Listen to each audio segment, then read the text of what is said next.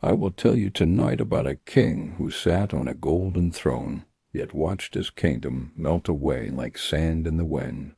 A ruler who believed he was protecting his land while every decision quietly opened the door to strangers. Who was the king who traded land for weapons and wine? Why did he trust the Portuguese more than his own people? What promises were whispered to him across the ocean? How did gifts of friendship slowly turn into chains of control? Why did wars begin to spread across his kingdom? Who convinced the chiefs to fight one another instead of protecting their homeland? How did the slave trade transform villages into empty fields and broken homes? What happened the day the king realized he no longer ruled his own land? Why did foreign merchants become more powerful than nobles and princes?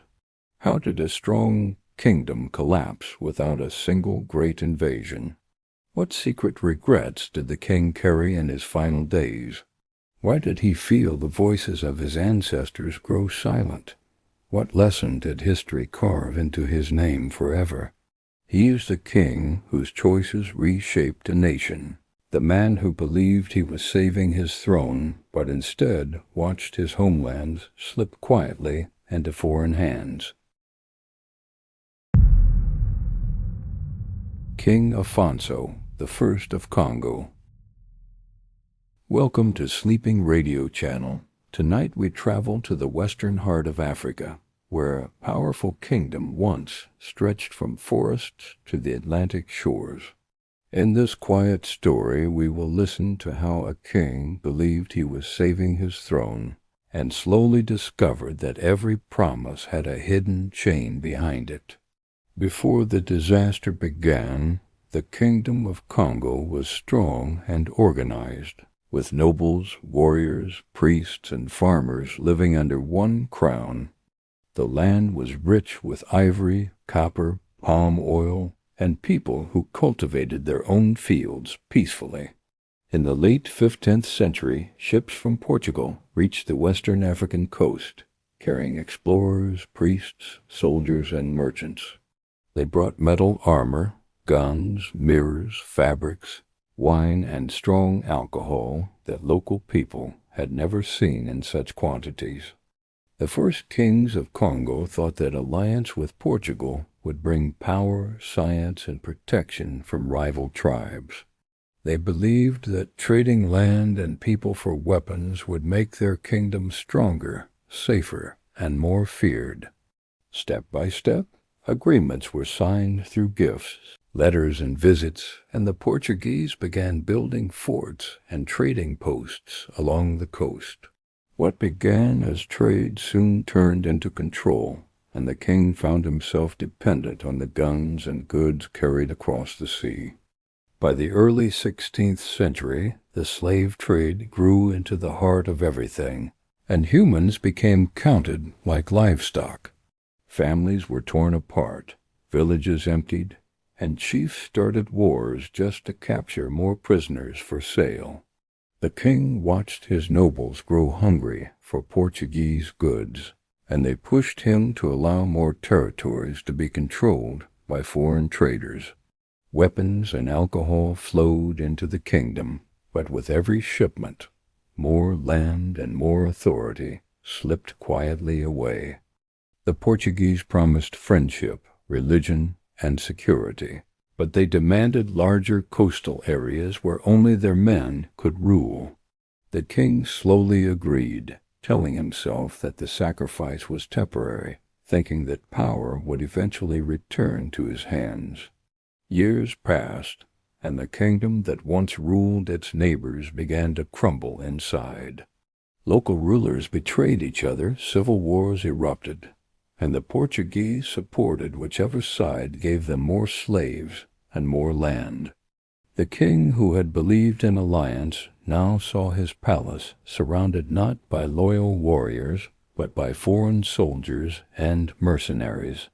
He had guns, but he no longer had unity, and a nation divided cannot hold its sword for long. By the 17th century, the Kingdom of Kongo suffered great defeats, including the terrible Battle of Mbwilla, where its armies were crushed. After that, rebellions spread, famine appeared, towns burned, and the king's authority became only a name carried by a weakened court. He had traded fields, villages, and coastlines for cannons that later pointed toward his own people. He had accepted barrels of alcohol that drowned discipline and destroyed the spirits of his warriors. Night after night, as legends tell, the king looked across the land and saw nothing but emptiness and smoke. What once was a proud African kingdom had become a battlefield and a warehouse for human lives transported across oceans. He realized too late that every treaty signed with the Portuguese was written with invisible chains. The land was no longer his, the people were no longer safe, and his own throne depended on the mercy of strangers.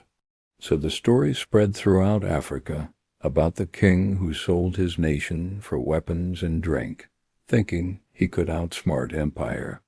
Instead, empire swallowed him, and all that remained was regret, sorrow, and warnings carried through generations. In many historical studies of Africa, the Kingdom of Kongo is described as one of the earliest African states to deeply connect with Europe in the 15th and 16th centuries. Scholars such as John Thornton and historians of African trade explain how cooperation turned into exploitation over decades. The arrival of Portuguese ships around the year 1492 changed every pattern of life. The first contacts were peaceful, based on exchange of goods, gifts, and religion, but behind these gifts stood merchants eager for profit. The king believed that Christianity and European friendship would make Kongo respected across the world. He welcomed missionaries, sent envoys across the sea, and allowed more Portuguese presence in his lands. Soon the slave trade became the central currency of this alliance. Enslaved men, women, and children were shipped from Kongo to Brazil and beyond, while guns and alcohol returned into the forests and plains of Africa. Wars grew sharper because conflict now brought profit. Powerful families searched for rivals, captured villages, and sold captives to foreign traders in exchange for more weapons. The king saw his nobles turning more loyal to Portuguese traders than to the crown itself. Power slipped into private hands, while the royal court became dependent on foreign support to maintain authority. The land that had once cared for itself began to fracture into pieces ruled by different warlords. Each piece leaned toward the Portuguese for survival, giving them even more influence and weakening the kingdom further. By the time generations had passed, Portugal controlled the main ports, the trade routes, and the weapons. The king controlled only what the Portuguese allowed him to control. Thus the legend was born, the king who sold his nation, not with one signature, but with many small agreements that accumulated into disaster. And the greatest tragedy was that he believed each decision would save his people, while every decision cut deeper into the heart of the country. As the Portuguese influence deepened, new habits began to shape daily life across the kingdom. People who once worked the land now worked for traders, guarding warehouses, and transporting captives to the coast. The royal court tried to control this change, but the river of profit was stronger than any royal order. Chiefs discovered that selling people brought faster wealth than harvesting crops or raising cattle. With each passing year, caravans moved inland, hunting for more human lives to exchange for muskets and powder. The young and strong disappeared first, leaving behind children, elders, and grief that filled the villages like heavy fog. The king felt his authority shrinking, yet he continued to sign agreements and receive gifts, hoping to preserve his throne for a little longer. The illusion of safety blinded him while the roots of his kingdom were quietly cut away. Some advisers warned him that the Portuguese desired more than trade. They desired control over land, faith, and destiny. But fear of rebellion and the need for foreign weapons made his heart hesitate, and his voice remained silent. There were moments when the king believed that everything could still be reversed. He imagined one final treaty that would regain balance and return strength to the throne. But each treaty asked for more. More land, more access to rivers, more freedom for foreign soldiers to move wherever they wished. The people began to whisper that the crown was no longer their shield. Instead of protection, they saw tax collectors, slave raiders, and officials who served distant merchants more than their own neighbors. Mothers hid their children when strangers approached. Fathers abandoned their homes and fled into the forests. Villages burned to ash, and life became a long path of fear and silence. The Portuguese merchants maintained smiling faces, but behind their smiles was a map of the land they wished to control. They used gold to buy loyalty, and used cannons to punish those who refused. Slowly the spiritual life of the kingdom also changed. Foreign priests carried new rituals, while local traditions were pushed aside, and confusion spread among the people. The king found himself trapped between two worlds, the world of his ancestors and the world of foreign power.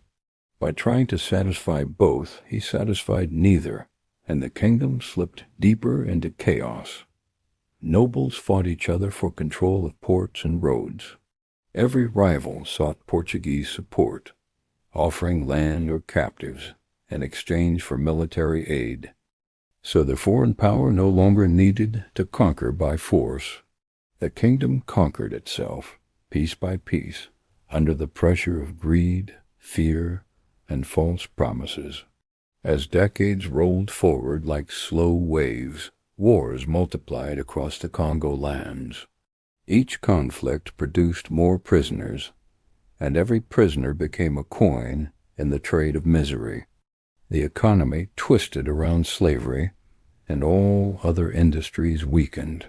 Farmers had fewer hands to work the soil, hunters had fewer companions to travel with, and communities lost their stability. The king who once ruled proudly now depended on foreign envoys to maintain his dignity. Without their weapons, rivals would overthrow him. Yet with their weapons, he was already no longer free. He rode through cities that seemed loyal on the surface, but underneath, the people murmured that he had betrayed the land. His throne, once a symbol of unity, had become a reminder of dependence. Portuguese governors and traders acted like kings inside the ports. They judged disputes, collected profits, and dictated terms that reshaped the future of the entire region. The royal court still wore crowns and fine robes, but power had quietly moved to the coastal warehouses and ship decks. Real authority traveled on the sea, not on the roads of Africa anymore. Some rulers tried to resist, and small rebellions rose like sparks in dry grass. But the Portuguese, allied with ambitious local chiefs, crushed each spark before it became a fire. The more resistance grew, the harsher the punishments became. Towns were destroyed, leaders executed, families sold into distant lands, never to return. Stories spread across the kingdom about children taken to ships and disappearing beyond the horizon. Old people sat by the rivers and wept, saying that the spirits of the ancestors were turning away. At night the king could scarcely sleep. The distant sound of drums no longer brought comfort, because each drum beat might signal another uprising. Another betrayal, another shipment of his own people leaving forever. He remembered the first day the Portuguese ships arrived, shining on the ocean like floating palaces. He remembered the gifts, the smiles, the promises of friendship and eternal alliance. Now he saw clearly that each gift had carried a price. The weapons had demanded bodies, the alcohol had demanded control, and the treaties had demanded sovereignty. Historians describe this tragedy not as a single event, but as a long, slow erosion. A mountain does not fall in one moment. It loses stones for years until only dust remains.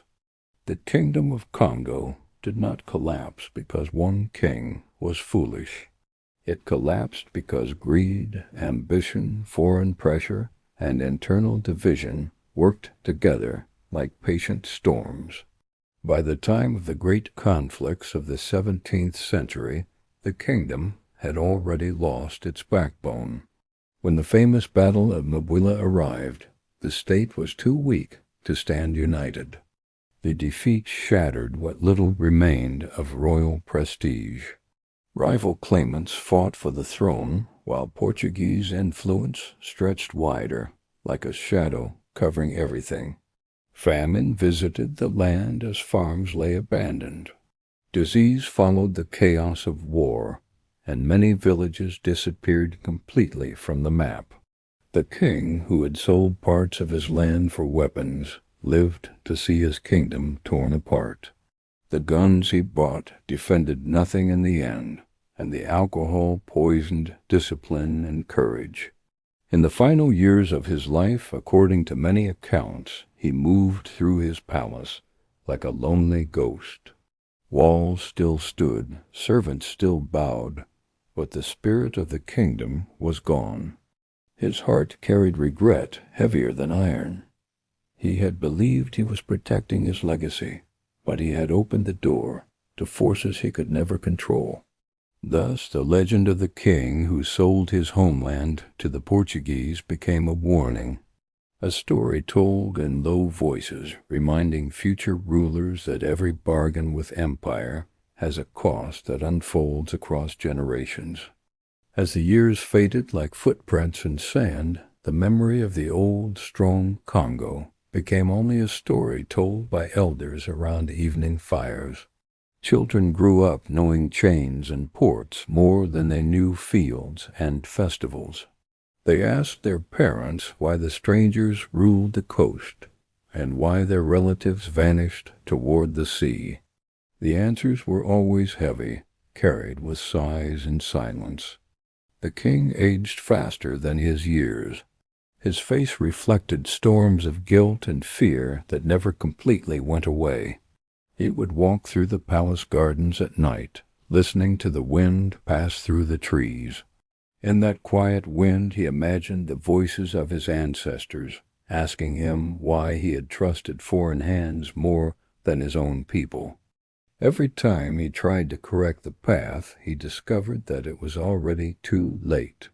The roads, the ports, the markets, even the armies were tied closely to Portuguese control.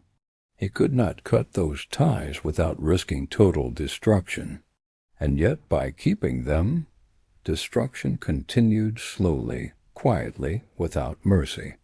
And some moments he wondered whether another king after him might fix what he had broken. But the deeper he looked, the more he saw that the roots themselves had been poisoned. Children who grew up in chaos learned mistrust before they learned loyalty. Chiefs raised during the slave trade saw profit where older generations had seen honor. The soul of the kingdom was changing, not only its borders, and when the soul of a nation changes, rebuilding becomes harder than any battle. Travelers from other African lands visited and carried the story farther. They spoke about the king who believed himself wise but was deceived by gifts of iron, cloth, and wine. They described how friendship turned slowly into command, and how command turned into chains. And with each retelling, the warning became clearer and stronger. The Portuguese on the other side of the ocean wrote letters about trade and opportunity. They rarely wrote about the broken families, the burned homes, the empty villages. For them, this land was a map with rivers, forts, and numbers. For the people who lived there, it was memory, ancestry, and life itself. Time continued to push forward, and generations followed the king into the dust of history. His name faded, but the consequences of his choices remained. In later centuries, historians began to look back and study what had happened. They gathered letters, chronicles, missionary records, and oral traditions, trying to understand how a kingdom so strong could fall so deeply. They found no single villain and no single moment of betrayal. They found instead a long chain of decisions, each one small, each one defended as necessary, but together forming a road to ruin. Some wrote that the king trusted too easily. Others said he had no choice, caught between enemies and internal rivals. But all agreed that the entrance of foreign power, mixed with greed and human captivity, reshaped Congo forever. The kingdom became part of the Atlantic system, not as an equal partner, but as a source of suffering and profit for others. Ships arrived and departed like clockwork.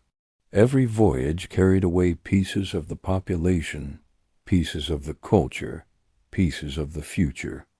The forests remained, the rivers continued to flow, but the human world around them was never the same. Entire lineages disappeared, and stories that once filled evenings vanished with them. Sometimes elders would sit under the shade of trees and whisper that the land itself mourned. They believed the spirits watched silently, waiting for a day when dignity might one day return. But dignity is not easily rebuilt after it has been traded away. It requires memory, patience, and generations willing to learn from the past instead of repeating it. The lesson of the king who sold his homeland to the Portuguese slowly became larger than his own life.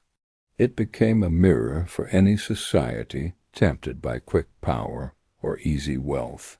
Whenever a ruler considered giving land, people, or freedom in exchange for short-term strength, this story stood as a quiet voice saying, "Be careful."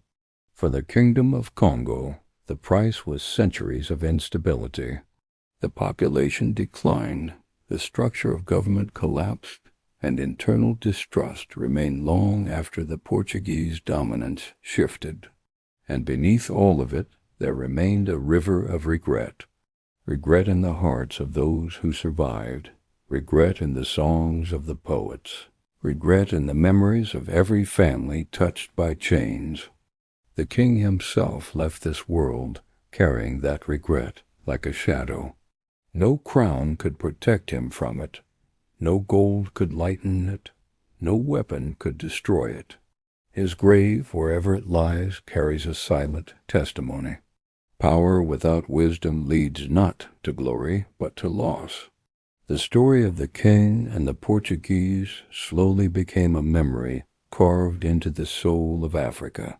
It was not only the fall of one ruler, but the slow bending of an entire world. Travelers crossing the rivers would hear elders retelling the events at night, their voices soft, their eyes lost in distant thought. They spoke not with anger alone, but with sadness heavy like rain clouds gathering over the plains. They described the king as neither demon nor hero. He was a man who feared losing power, and in his fear he welcomed the very forces that destroyed the throne he tried to save. He believed that weapons meant protection, yet those weapons created more wars than they prevented. He believed that trade meant friendship, yet the trade carried chains instead of trust. The Portuguese grew stronger with every shipment, every treaty, every promise accepted, and the kingdom grew weaker with each concession, like a tree whose roots are quietly cut while its branches still look green. Merchants kept records of numbers, profits, and cargo. But the real story was written on the faces of the people who vanished from their homes forever. On quiet nights by the coast, mothers would sit staring at the horizon. They imagined their sons and daughters somewhere across the ocean, living lives not chosen, speaking languages not theirs, longing for a land they could never return to. The wind carried whispers along the fields where villages once stood. It was as if the earth itself tried to remember those who had walked upon it before being taken away. The king sometimes stood at the palace balcony, watching the same sea that carried Portuguese ships. He wondered whether any path might still lead back to the world he had known when he first took the crown. But the ships kept coming, and every year the kingdom became more entangled in the world beyond the ocean. What started as partnership had turned into dependency, and dependency became a quiet form of captivity. He tried to strengthen his authority by pleasing the foreigners, offering them more land, more access, more privileges. Yet the more he gave, the less respect he received, and the more fragile his rule became. A ruler may command armies, but he cannot command trust once it has been broken. And in Congo, the trust between crown and people had shattered like glass. Warriors no longer fought for the king alone. Many fought for whoever paid more, or whoever promised more weapons. In that atmosphere, loyalty became a rare thing, and betrayal became common. People learned to survive first, and to honor the kingdom second. The Portuguese understood this shift and used it to their advantage. They supported one side against another, always making sure that no African leader became strong enough to resist them completely. Thus the land that once had its own rhythm began to move according to forces far beyond its shores. Decisions that shaped the lives of thousands were now made in distant palaces across the sea, and the king realized too late that he was no longer the center of his own kingdom. He was only a figure trapped between worlds, held up by foreign power and weakened by his own concessions. As age crept upon him, memories returned with painful clarity. He remembered the early celebrations when the Portuguese first arrived, the music, the feasts, the gifts. He remembered thinking that a new golden era was beginning. Instead, a long twilight had settled over the land. He wished for forgiveness from his ancestors, but forgiveness is not easily earned when a nation has lost its future. The voices of the past seemed silent, as if waiting to judge him beyond the grave. When at last his life drew near its end, he carried the weight of every decision like a chain across his heart. Crowds still honored him in public, but in their private conversations his name became linked with loss and sorrow. And yet the story did not stop with his death. The consequences continued living in the land, shaping every generation that followed. Foreign rule expanded, local power fractured, and the wounds of the past grew deeper across time. Many years later, when scholars opened old archives, they could trace the path that had led from alliance to ruin.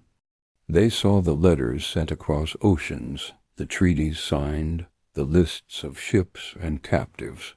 But behind each page lay human lives, prayers, tears, and dreams never fulfilled. Historians wrote about economics and politics, about kings and governors, about wars and treaties. But the true heart of the story belonged to the ordinary people who bore the price of every decision made above them. The legend of the king who sold his homeland became not only a warning to rulers, but a reminder to nations. It whispered that freedom must be guarded carefully, because once it is traded away, it rarely returns unchanged. And somewhere in the wide memory of Africa, the story still lives, not as a tale of blame alone, but as a lesson carved deeply into history, teaching that greed, fear, and foreign temptation can reshape entire worlds when wisdom is lost. The memory of the kingdom continued to echo through valleys and forests, even long after the king had vanished into history. People remembered how slowly everything changed, how danger never appeared suddenly, but walked quietly beside them for years. They remembered how the first Portuguese arrivals seemed harmless, curious, almost friendly. And they remembered how friendship slowly turned into demands, and demands slowly turned into power. The elders explained that the fall of a nation rarely happens in a single day. It happens through many small choices, choices made under fear, under greed, under the illusion of safety. The king had not intended to betray his homeland, yet harm does not always come from bad intentions. Sometimes it comes from trusting the wrong hands and ignoring the quiet warnings of the heart. As decades rolled forward, the scars of the old decisions shaped every corner of the land. Villages rebuilt, yet never fully recovered, because too many families were missing, too many names erased from memory. Songs changed as well. Old songs of celebration turned into songs of longing, telling of ships, oceans, and loved ones who never returned. In the marketplaces, traders carried rumors from distant regions. They spoke of African lands beyond the horizon, facing similar struggles, walking similar paths of dependence and loss. The story of Kongo was not alone. It became part of a larger tragedy across the continent, where foreign powers learned how to weaken kingdoms without openly invading them. They brought gifts instead of armies, contracts instead of swords, trade instead of open war. And slowly, by the time rulers noticed the trap, the chains were already tightened. The people repeated the tale so that future generations might learn from it. Fathers told their sons, leaders told their councils. Poets reminded their listeners around evening fires. They said that a kingdom must never value foreign weapons more than its own unity, and that no amount of alcohol, gold, or promises can replace the loyalty of a free people. Over time, the Portuguese presence shifted, and the world itself changed with new empires rising and falling. But the wound left by the early contact remained, lingering deep in the memory of the land. Historians centuries later would read the documents and see dates, signatures, and numbers. Yet those papers could never capture the full depth of fear felt by a mother whose child was taken, or the silence left behind in empty homes. For the king, his greatest punishment was not delivered by his enemies. His punishment lived inside his own heart, as understanding slowly came too late. He began his reign dreaming of glory, safety, and progress. He ended it surrounded by unrest, division, and regret. When people walked near the ruins of ancient towns, some said they could still sense the heaviness of those times, as if the soil itself remembered footsteps that never returned. And as new rulers rose after him, they faced the shadow of his choices. They ruled not over a united land, but over fragments constantly threatened by outside influence. Some tried to resist, some tried to rebuild, some tried to negotiate better terms. But the balance had already shifted, and forever afterward, power would be shared with distant nations across the sea. The lesson spread like a quiet whisper across history, reaching other rulers far away. It warned them that shortcuts to power often lead directly to change. It reminded them that every alliance must be measured, not only by what it offers today, but by what it demands tomorrow, and that a throne without independence is only a decorated prison. As the world moved into new centuries, the story of the king who sold his homeland did not disappear. It found its way into classrooms, books, research, and conversations about justice, freedom, and responsibility. Students learned that history is not merely about battles and rulers, but about choices made in silence, choices that slowly shape the destiny of millions. They learned that power can be tempting, and that promises from distant lands can sound beautiful. But they also learned to ask what price lies hidden behind the beauty. And somewhere in the imagination of listeners, the image of the king still stands, a lonely figure looking out across the sea, wishing he could step backward in time and choose differently. But history does not move backward. It moves forward, carrying both wisdom and pain together. And future generations must decide what to do with the lessons left behind. The memory of the king continued to travel through generations like a river that never dries. Each storyteller added layers of emotion, but the heart of the lesson remained the same. They spoke of trust given too easily and of power surrendered piece by piece. They spoke of how a nation can lose itself, not through one great defeat, but through many silent compromises. In the countryside, farmers rebuilt their fields, trying to forget the past. Yet every time they looked at the empty spaces where families once lived, the past returned like a shadow. Children grew up asking questions about the ruins around them. Their elders answered with long pauses, because some answers were too painful to speak quickly.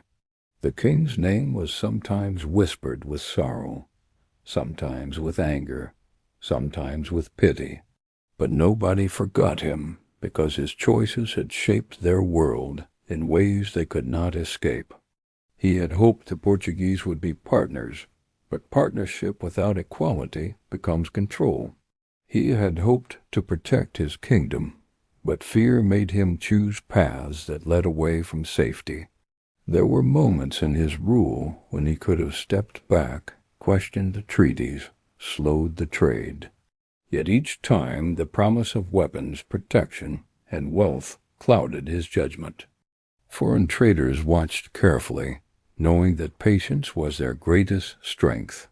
They did not rush, they simply waited as dependency deepened, year after year. The king felt trapped, yet it was a trap partly built by his own decisions. That realization, when it finally came, wounded him more deeply than any enemy blade. He saw how foreign influence divided his nobles. He saw how greed grew where loyalty once lived. He saw children being taught values that placed profit above people. And he knew that the future being shaped would be hard to heal. When he looked upon the horizon, he no longer saw opportunity. He saw loss stretching outward like an endless sea. And still life continued. Markets reopened, seasons changed, new rulers sat upon the throne. But none of them ruled with the same freedom their ancestors once knew. The kingdom now lived under a constant weight, an invisible presence that influenced every decision. Even when no Portuguese soldier stood nearby, the effect of their power was still felt. In later times, when historians wrote about these events, they saw patterns that the king himself could not see clearly while living through them. Patterns of empire, economics, ambition, and exploitation woven together. They understood that this was not only the story of one king. It was the story of how entire nations can be reshaped when external power meets internal weakness. The lesson traveled beyond Africa, beyond time, beyond the pages of history. It became a reminder for any people who might be tempted to surrender their future for short short-term gain. The king left this world quietly, with regret like a storm inside his heart. And though his body returned to the earth, his story never truly ended.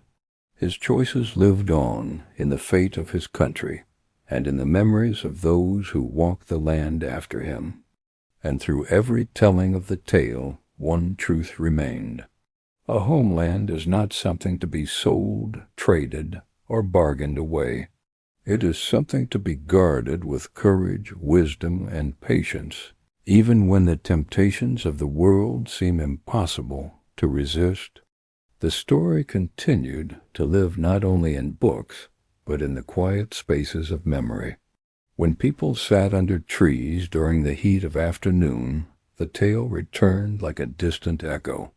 They would speak softly about how leadership requires patience, and how fear can make even wise men walk toward danger without realizing it. They spoke of responsibility that stretches beyond one lifetime, because a king does not rule only for himself. He rules for the children who have not yet been born, and for the ancestors who entrusted him with the land. The king in Kongo forgot this heavy truth sometimes. His eyes focused on the present crisis, and he could not always see the long road unfolding ahead of him. Foreign merchants understood this weakness. They offered simple answers to complex problems, promising stability in exchange for land, access, and influence. And step by step, those promises wrapped around the kingdom like vines. At first they seemed harmless, then they tightened, and finally they began to choke the tree they climbed. People learned too late that dependence is its own form of conquest. No armies were needed when hunger for weapons and goods could control the decisions of rulers. Long after the king died, storytellers repeated the same warning in different words. They said that freedom fades quietly, not loudly, and that one must listen carefully to notice when it begins to slip away. They reminded each other that power borrowed from outsiders always carries a price, and that a nation that forgets its own strength becomes easy to bend. The ruins of old courts and villages still remained, covered by vines and earth. Travelers passing by would sometimes stop, feeling a strange sadness as they looked upon the stones. They wondered what laughter once filled those places, what hopes once lived there, and how quickly everything had changed. Historians later traced timelines, connecting events across centuries. They saw how the slave trade, the treaties, and the greed of both foreign and local leaders intertwined like tangled threads. They saw how one king's fear influenced generations after him, and how a single decision, repeated many times in slightly different ways, shaped the destiny of millions. For the people listening to this story today, it becomes not only a memory of the past, but a mirror showing how easily justice, identity, and independence can be lost when they are not protected with wisdom. The king of Kongo would never know the full extent of what he had set in motion. He closed his eyes believing he had tried his best within the storms surrounding him. But the land remembered more than he could see, and the ocean carried his choices across distant shores into lives he would never meet. That is why the story remains, whispered softly across time, so that others may pause before repeating the same path, and may choose a future rooted in dignity instead of fear. And as the night deepens, the tale settles gently like mist upon the earth. It becomes a quiet reminder that the past is always speaking, if we choose to listen. The night around the kingdom would sometimes feel endless, as if time itself paused to remember. And in that stillness the story of the king traveled like a soft breeze from village to village. People listened not for excitement, but for understanding. They wanted to know how a great land could change so deeply without thunder or sudden disaster. They began to realize that history often moves quietly. It changes direction through whispers, agreements, and decisions that appear harmless at first. The king had believed he was acting to protect what was left, but protection that relies only on outsiders leaves a homeland fragile like thin glass.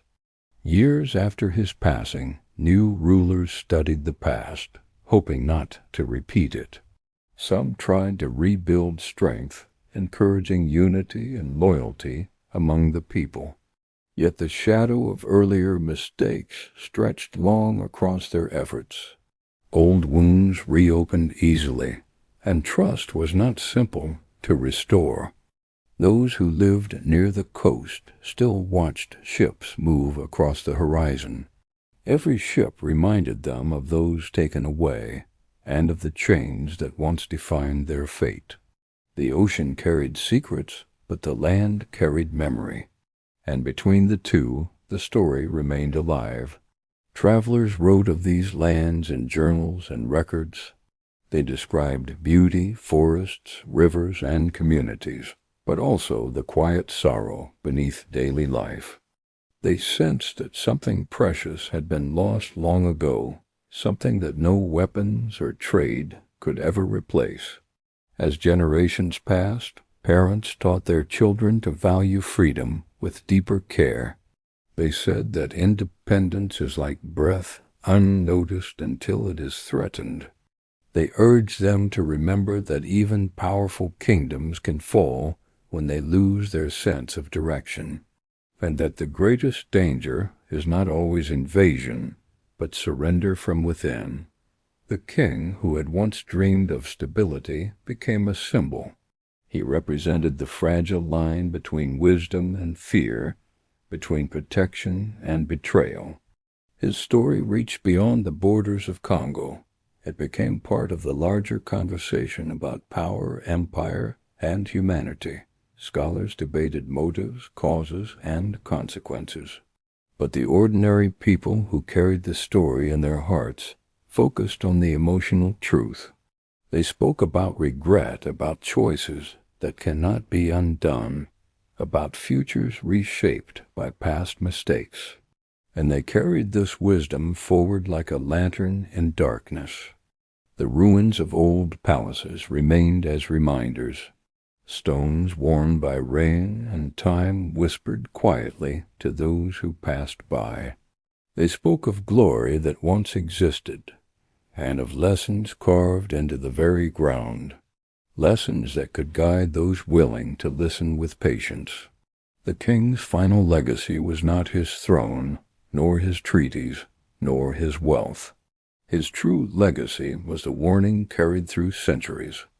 And so, whenever the tale is told, it invites the listener to pause, to look at their own world, their own leaders, their own choices. It asks gently whether wisdom guides them, or whether fear and temptation pull them toward the same mistakes. And as the story settles into silence, it becomes part of the larger dream of history, a dream filled with sorrow, learning, and the hope that future generations will choose differently. The slow echo of the king's choices continued to shape the destiny of his land long after his name faded. And the more people reflected on his life, the more they understood that history is woven from fragile threads. Every decision pulled one thread, and that single movement changed the entire pattern. What seemed small in the moment grew heavy with time. Those who ruled after him carried a silent burden. They inherited not only the crown, but the consequences of everything that had come before. Some of them walked carefully, trying to rebuild strength without awakening conflict. Others stumbled into the same traps, blinded by promises of foreign support. Yet across the land, ordinary people kept their traditions alive. They held on to stories, songs, and rituals as if protecting the last pieces of their identity. In those stories, the king appeared sometimes as a tragic figure, sometimes as a warning. He was remembered as someone who lost sight of the deeper meaning of leadership. The Portuguese presence, once new and unfamiliar, became part of everyday reality. Markets changed, languages mixed, customs shifted, and the world felt different than it had before. But beneath these changes, a quiet longing remained, a longing for a time when the kingdom stood on its own feet, confident and whole. Travelers centuries later would walk through the same forests, hearing the same birds, feeling the same winds, and they would sense that the land still carried the memory of what it had endured. They would look at the horizon and imagine the ships that once arrived with gifts and left carrying lives. They would feel the weight of a history that still whispered through the trees. For those who listened carefully, the story carried a gentle invitation. It invited them to think about their own choices, their own responsibilities, their own relationship to power.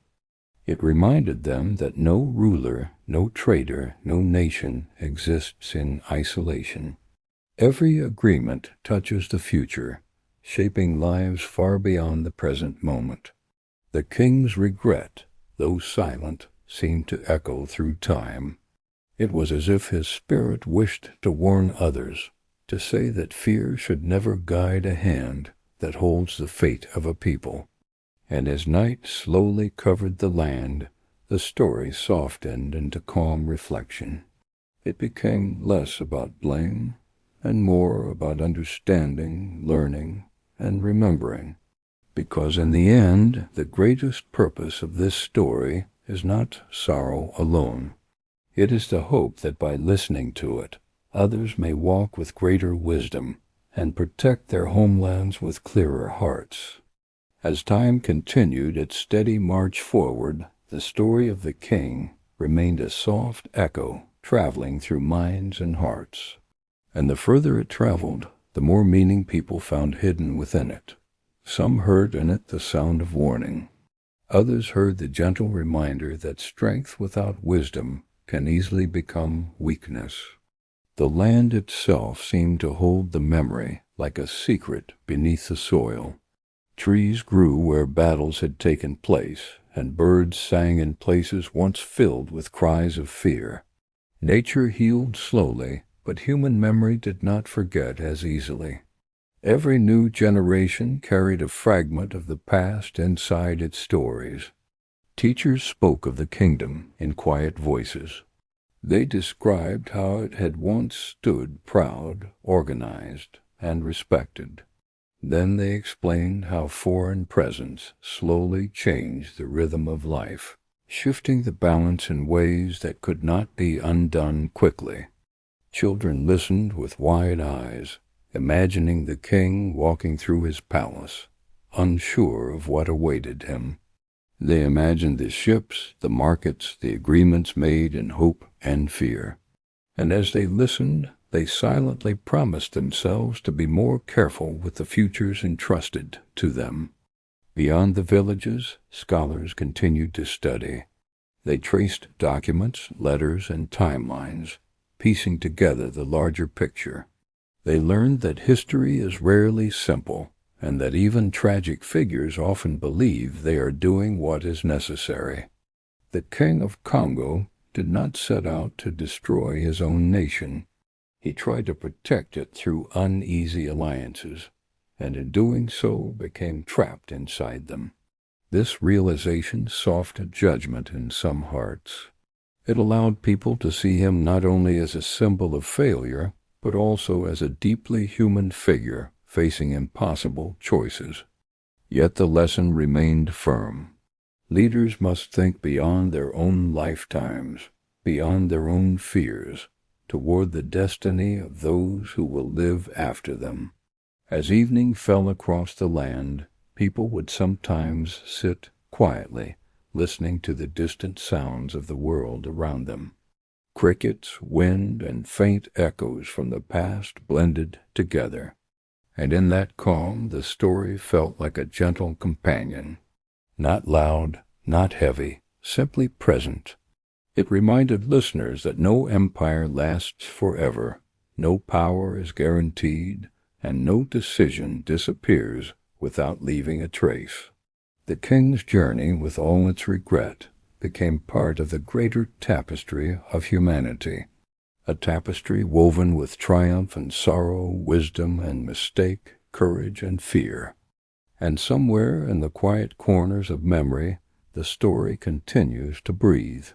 It whispers softly, asking each new generation to walk carefully, to guard their land and dignity, and to listen closely to the lessons carried by history itself. And so our journey through this forgotten chapter of Africa comes to a quiet end. A kingdom that once stood strong slowly dissolved under the weight of promises, weapons, and fear. Tonight we listened not only to the rise and fall of a king, but to the echoes of choices that shaped generations long after he was gone. His story reminds us that power is fragile, and that every decision carved into history carries a price that someone must eventually pay. Maybe this king was trapped by forces greater than himself. Maybe he believed that every bargain was necessary. Or maybe he simply lost sight of his responsibility to the land and the people who trusted him. In the end, history leaves us with questions more than answers, and with lessons whispered gently across time. And now, what do you think about this story?